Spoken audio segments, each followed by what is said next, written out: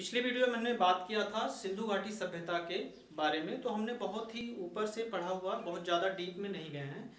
तो उसी में आगे हम बात करते हैं। जैसे अभी तक आपने देखा था घरों की संरचना, अब आगे हम बात करते हैं कि ये सभ्यताएं कब से कब तक विकसित हुई थी। तो ये बात है लगभग 2350 ईसा पूर्व की। 2350 ईसा पूर्व के पहले की सिंधु घाटी सभ्यताएं हैं। और इन सभ्यताओं की जो अभी जानकारी मिलना शुरू हुई थी, आपको पहले ही बताया था 1853। 1853 वो समय था जब भारत में रेलवे का विकास हो रहा था।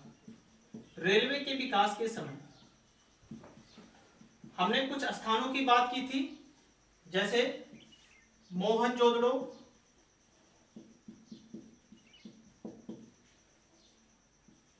मोहनजोदड़ो की बात की थी। मोहनजोदड़ो पे हमने कहा था कि यहाँ पे दो चीजें सबसे मूल्यवान मिली थी। वो क्या क्या थी? एक अन्नागार था और दूसरा स्नानागार था। अन्नागार और स्नानागार। अन्नागार की अगर साइज की बात की जाए तो इसकी साइज थी 45.17 मीटर इंटू 50.3 मीटर, यानी 45.17 मीटर गुणे 15.3 मीटर इसकी क्षेत्रफल की बात होती है अन्नागार के। अगर स्नानागार की बात होती है, स्नानागार जो था 11.8 मीटर गुणे 7.5 मीटर गुणे 2.43 मीटर था। ये स्नानागार था जो सबसे बड़ा स्नानागार मिला था। वैसे मोहनजोदड़ो के हर घर में अगर बात की जाए तो हर घर में स्नानागार की व्यवस्था थी, लेकिन ये जो था ये ऊपरी जो आपका दुर्ग था उसमें पाया गया था। ऊपरी दुर्ग में हमने बात किया था कि ऊपरी दुर्ग में कौन से लोग रहते थे? पुरोहित वर्ग। पुरोहित वर्ग क्या था उस समय का? जैसे राजा था। इस वर्ग द्वारा ऊपरी आपके दुर्ग में निवास किया जाता था। उन्हें बात किया था कि ऊपरी दुर्ग जो होता था वो चारों तरफ से घिरा हुआ होता था दीवारों से। उनमें ईंटों की बात अगर की जाए तो ईंटें जो मिली हैं वो 4:2:1 के अनुपात में ईंटें मिली हैं।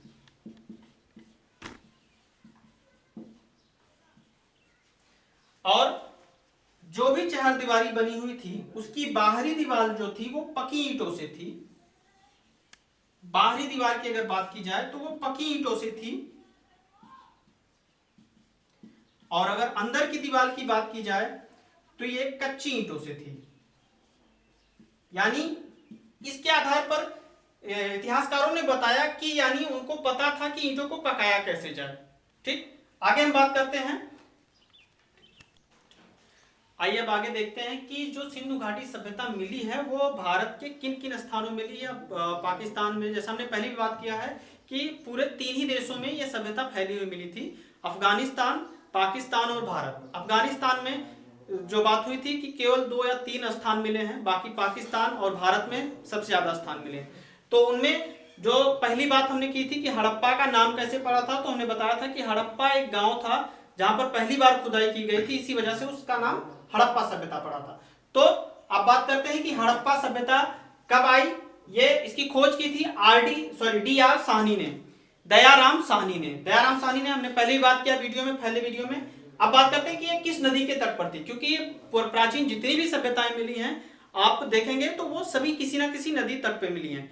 या आप अभी तत्काल की बात कर लें, कोई भी बड़ा जो प्राचीन शहर है भारत का वो देखेंगे तो भी किसी ना किसी नदी तट पे है। तो नदी की भी बात करते हैं, क्योंकि क्वेश्चन में कभी कभी वो पूछ लेता है।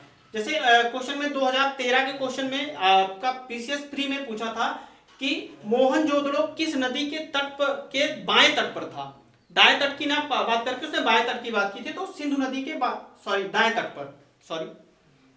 अब बात है हड़प्पा की। हमने नदी की बात की, रावी नदी। उसका वर्तमान स्थल जो पूछ सकता है तो वर्तमान स्थल पाकिस्तान में मोंटगोमरी जिला है, वहां पर है। अगला ये भी पूछ सकता है कि हड़प्पा से क्या क्या चीजें मिली हैं, तो वो मिला है एक श्रृंगी बैल, एक श्रृंगी बैल। इसी के आधार पर हमने बात किया था पहले भी कि इसके आधार पर कहा गया कि वहां पर शायद भगवान शिव की पूजा होती थी, क्योंकि भगवान शिव का जो वाहन है वो एक बैल है। ठीक, दूसरा चीज मिला था कब्रिस्तान R37।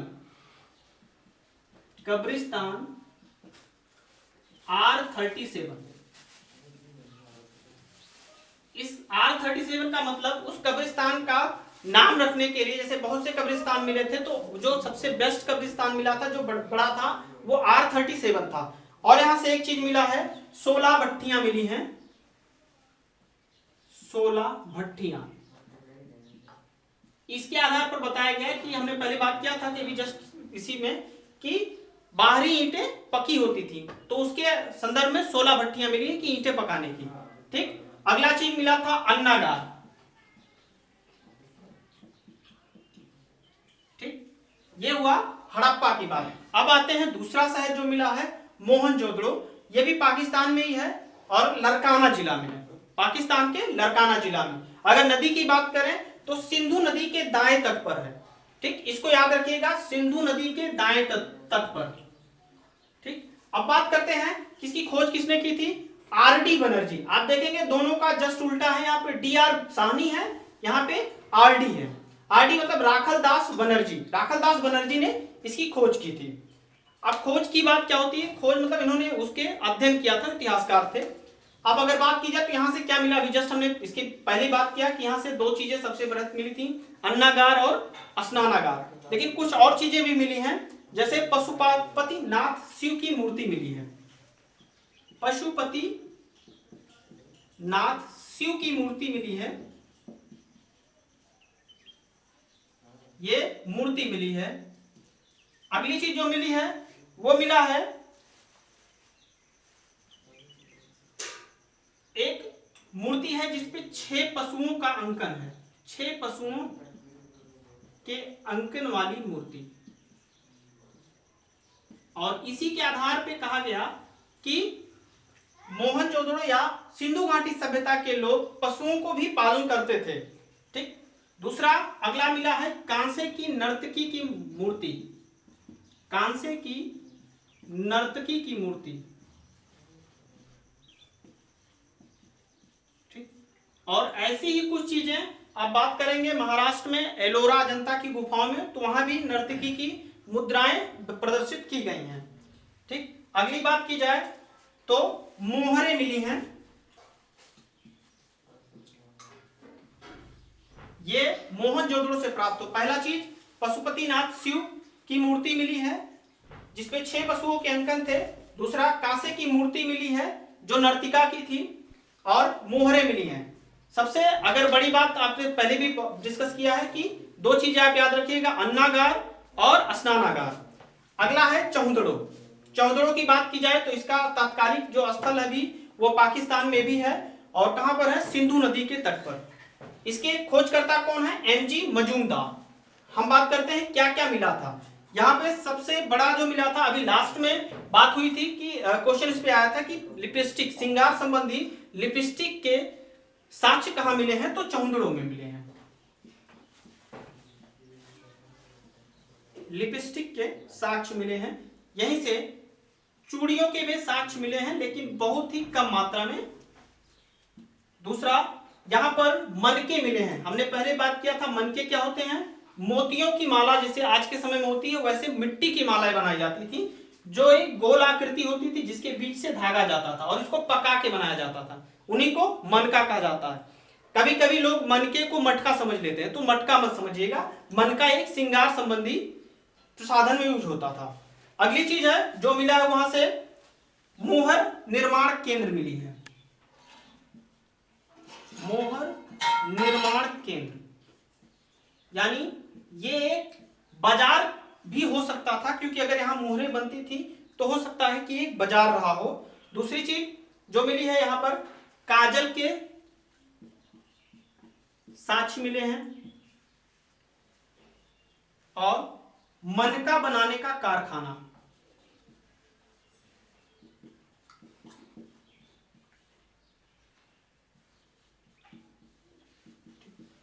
अब आगे देखते हैं कुछ और स्थल। आइए आगे देखते हैं। आगे हम बात करेंगे कालीबंगा की। कालीबंगा का मतलब होता है काली चूड़ियां।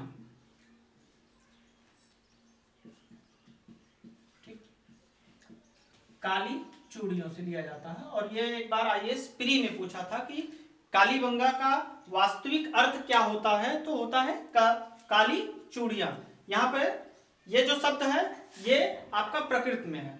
ठीक, अगला हम बात करते हैं इनमें, इसकी खोज किसने की थी? तो इसकी खोज की थी आमलानंद घोष ने 1953 में, और 1953 से 1960 तक इसकी खोज जारी रही थी। ठीक, अगर नदी की बात की जाए तो नदी थी घग्गर नदी, राजस्थान। ठीक, अब यहां से बात करते हैं कि क्या क्या मिला था। तो यहां पहला साक्ष्य जो मिला था वो जुते हुए खेत मिले थे, जुते हुए खेत। दूसरे साक्ष्य की अगर बात की जाए तो दूसरा साक्ष्य जो मिला था यहां पर पक्की मिट्टी का हल, पक्की मिट्टी का हल। कुछ बुकों में आपको मिलेगा कि ये खिलौना था, मतलब एक उसका प्ररूप बनाया गया था, और कुछ जगहों पर ये ऐसे डायरेक्ट लिखा होगा कि पक्की मिट्टी के हल। तो अगर अंदाजा लगाया जाए तो ऐसे ही देखा जाए कि जुते हुए खेत अगर मिले हैं तो यानी वहां हल की व्यवस्था रही होगी। तीसरी जो चीज मिली है वहां पे वो है गेहूं, चावल के साक्ष्य कुछ मिले हैं, कंफर्म यहाँ पे भी नहीं है। ठीक, चावल के अगर सबसे बढ़िया साक्ष्य जो मिले हैं वो मिले हैं आपके चौंदड़ों से, लोथल से। ठीक, अगर अगली बात करते हैं रंगपुर, ये भी भारत में है, गुजरात। इसकी नदी का नाम है मादर नदी। और अगर बात की जाए इसकी खोजकर्ता है रंगनाथ राव। रंगनाथ राव ने 1953 से 1960 तक यहां भी खुदाई हुई थी। कुछ जगहों पर ये आंकड़े हो सकते हैं अलग हों, जैसे कुछ जगहों पर ये 1959 भी मिला हुआ है। ठीक, तो दोनों आंकड़े आप रखेंगे। अब बात करते हैं क्या क्या रंगपुर से मिला है। तो यहां पे धान की भूसी के साक्ष्य मिले हैं, धान की भूसी। और ये जो साक्ष्य मिला है ये ईंट पे मिला हुआ था। ईंट की जब खुदाई हुई थी तो जो ईंट मिली थी, ईंट पे कहीं कहीं उस पे दरारें बनी हुई थी। जो दरारें थी वो चावल की भूसी के आकार की दरारें थी, यानी जैसे चावल का दाना होता है। ठीक, दूसरी चीज अगर मिली है वहां पे गेहूं के साक्ष्य मिले हैं। और अगली चीज मिली है पत्थर के फलक, पत्थर के फलक। ठीक, आपने अगर इतिहास को थोड़ा सा भी पढ़ा होगा तो बात किया होगा आपके, जब पत्थरों से आदमी शिकार करता था तो वो हथियार बनाता था, तो वैसे हथियार यहाँ पे मिले हैं पत्थर के। ठीक, अगली बात करते हैं रोपड़। वो भी भारत में ही पाया गया और उसका नदी का नाम है सतलज नदी, जो पंजाब में है। ठीक, इसके खोजकर्ता हैं यज्ञदत्त शर्मा, और इन्होंने खोजा था 1953 से 54 के बीच में। ठीक, और यहां से जो ऐतिहासिक चीजें मिली हैं वो हैं मानव के 60 कुत्ते के दफनाने के साक्ष्य।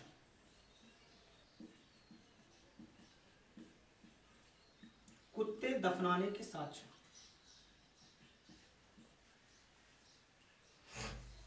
ठीक, इसी से यह बताया गया कि शायद मानव कुत्ते को अपना सबसे प्रिय पालतू पशु मानता था। अगली बात करते हैं लोथल, जहां से आपके चावल के साक्ष्य मिले हैं, चावल। ठीक, और ये इसकी नदी की अगर बात की जाए लोथल की तो ये भोगवा नदी पंजाब में है। और इसके खोजकर्ता की बात की जाए तो रंगनाथ राव, इन्होंने 1957 में इस स्थल की खुदाई की थी। और अगर साक्ष्यों की बात की जाए तो क्या क्या मिले थे, तो ये मिला था चावल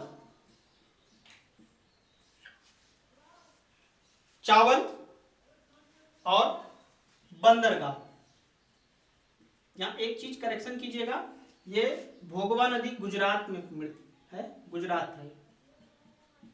ठीक, और यहां पर सबसे प्राचीन बंदरगाह की बात होती है तो ये है अपना सिंधु घाटी सभ्यता का सबसे प्राचीन बंदरगाह लोथल।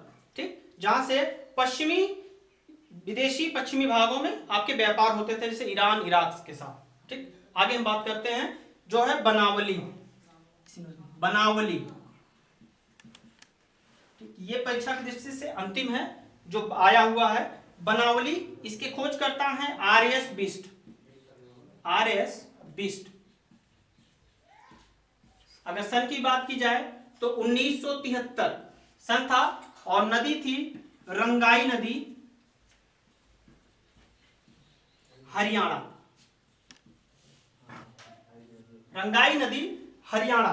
और अगर साक्ष्यों की बात की जाए तो यहां पर मिट्टी के खिलौने का हल मिला है, मिट्टी के खिलौने का हल।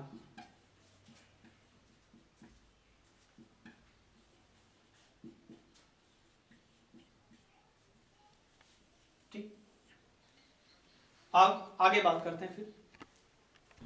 चलिए, अभी तक हमने हड़प्पा के इतिहास और उनके जीवन शैली के बारे में बात किया। तो जीवन शैली के अंतर्गत एक चीज और आती है बाजार। ठीक है, जैसे आपने एक मूवी देखी होगी मोहनजोदड़ो, उसमें एक बाजार की पूरी बाकायदा उसमें बताया कि बाजार कैसे लगता था और उनमें विनिमय कैसे होता था। ठीक, वहाँ विनिमय जो थी हड़प्पा कालीन में, जो विनिमय की बात होती थी वो वस्तु विनिमय थी। यानी आपके पास अगर गेहूं है और सामने वाले को धान लेना है तो आप गेहूं देकर उससे धान ले लीजिए। यानी हो सकता है वो चीजें वैरी करती हों कि कम ज्यादा हो सकता है, लेकिन ये वस्तु विनिमय की सुविधा थी। व्यापार की बात की जाए, जैसे हमने बात किया कि लोथल जो गुजरात में था वो एक बंदरगाह था। तो बंदरगाह से मतलब आपका ये सीधा सा होगा, यानी उन लोगों के पास समुद्री मार्ग का ज्ञान था। समुद्री मार्ग के ज्ञान का मतलब होगा कि वो किसी अन्य देश के साथ भी व्यापार करते थे। तो हमने आपके बोर्ड जैसे वीडियो बोर्ड पे दिख रहा होगा आपको पीछे कि कुछ चीजों की बात की है जो उस समय बहुत ज्यादा मूल्यवान होती थी। हमने बात किया था कि जो संभ्रांत व्यक्ति थे यानी पुरोहित वर्ग था, वो आभूषणों की बात करते हैं तो आभूषण वो जो इस्तेमाल करते थे सोना चांदी का। ठीक, जबकि आपका जो निम्न तबका था वो मन के पहनता था, मिट्टी के आभूषण यूज करता था। ठीक है, तो आते हम बात करते हैं कि अगर ये आता था तो सोना तो अपने यहाँ हड़प्पा मतलब उत्तर भारत में तो होता नहीं था, तो आता कहां से था। तो हम देखते हैं, क्वेश्चन एक बार ये किया है कि हड़प्पा कालीन में सोने का प्रमुख व्यापार स्थल कौन सा था। तो उसमें दोनों में कोई एक ऑप्शन आपको मिलेगा, या तो कर्नाटक मिलेगा या तो अफगानिस्तान मिलेगा, और अधिकतर अगर बात होगी तो कर्नाटक की बात करेगा। तो देखते हैं कि सोने का प्रमुख आयात जो होता था, उसका जो प्रमुख मंडी थी वो कर्नाटक थी भारत में, और एक विदेश की बात की जाए तो अफगानिस्तान थी। दूसरा जो मूल्यवान वस्तु थी चांदी, चांदी का प्रमुख व्यापार स्थल था ईरान। ईरान से ही भारत में सबसे ज्यादा उस समय चांदी आती थी, और ये दोनों मार्ग से आती थी, अधिकतर ये स्थल मार्ग के जरिए आते थे। दूसरा अफगानिस्तान था। अब बात करते हैं तांबा। तांबा दो जगह से आता था, खेतड़ी राजस्थान से और बलूचिस्तान। बलूचिस्तान आप देख रहे होंगे खबरों में इसमें सबसे ज्यादा बना हुआ है, ये पाकिस्तान के साथ अलग होना चाहता है। ठीक, अब दूसरी बात करते हैं टीन। टीन मध्य एशिया और अफगान से आता था। टीन जो आता था मध्य एशिया अफगान से आता था। टीन की जानकारी जब लोगों को गई तो उन्होंने टीन और तांबा को मिलाकर एक नई धातु बनाई, कांसा। जैसे हमने बात किया था कांसे की नर्तकी की मूर्ति मिली थी, तो कांसे का ज्ञान उनको हुआ था। तांबा और टीन दोनों मिलाकर यानी T and T equal to K, तांबा और टीन या कांसा। ठीक, कांसे को कहा जाता है ब्रॉन्ज।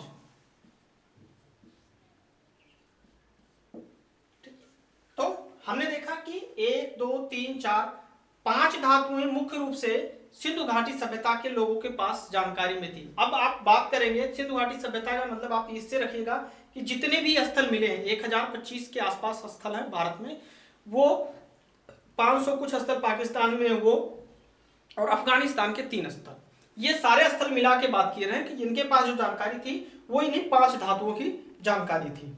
ठीक, अगला वीडियो जो हमारा होगा वो वैदिक काल के ऊपर होगा, वैदिक काल के बारे में बात करेंगे, और उसमें वैदिक काल में आपका बौद्ध साहित्य, ठीक, जैन साहित्य और ब्राह्मण साहित्य भी आएगा जो सबसे ज्यादा महत्वपूर्ण है। ठीक, थैंक यू, नेक्स्ट वीडियो मिलते हैं।